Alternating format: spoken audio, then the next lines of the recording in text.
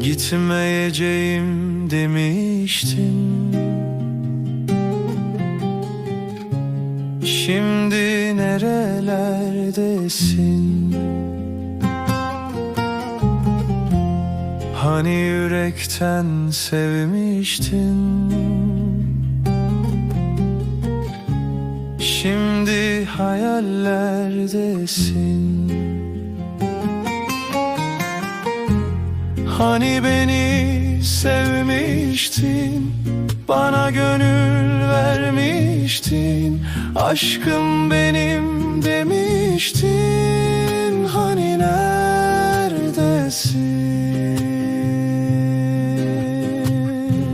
Sen ellerin yanında, sevdan benim canımda, biter ömrüm anında.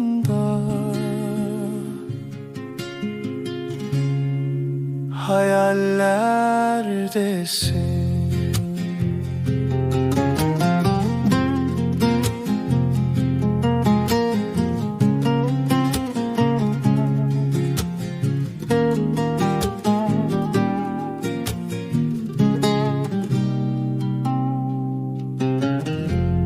Unuturum seni gülüm,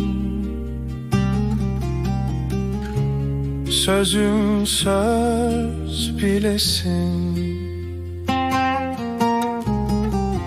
Şairimsin demiştin, şimdi şiirlerdesin. Hani beni sevmiştin, bana gönül vermiştin, aşkım benim demiştin. Hani neredesin? Sen ellerin yanında, sevdan benim canımda, biter ömrüm anında. Hayallerdesin.